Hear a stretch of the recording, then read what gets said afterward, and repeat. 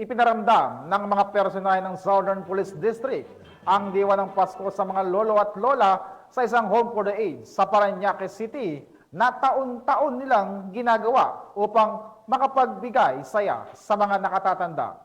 Yan ang balitang hatid ni Police Staff Sergeant Mary Rose Daet.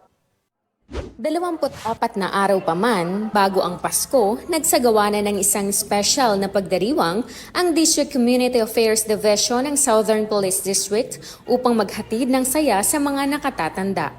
Ito ay taunang ginagawa ng Squad 21 at 22 ng DCAD SPD upang iparamdam sa lahat ang Christmas spirit.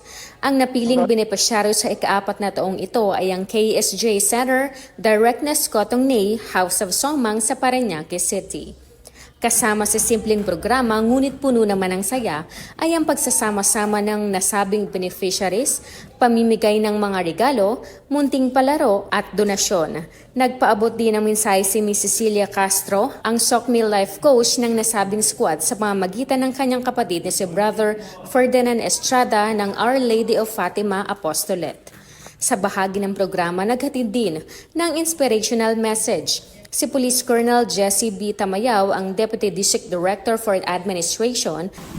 Sabi nga ni Saint Teresa of Calcutta, she said, we cannot do in our life, we cannot do great things, but we can do small things with great love.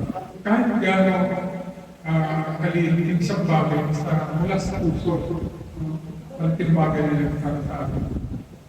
Hinimok naman niya na sana ipagpatuloy pa nila ang magandang gawaing ito sa paghahatid ng pag-asa at saya sa mga mapipili pang mga benepisyaryo bilang bahagi ng misyon ng SPD na magbigay ng pag-asa at pagpapalaganap ng tunay na diwa ng Pasko.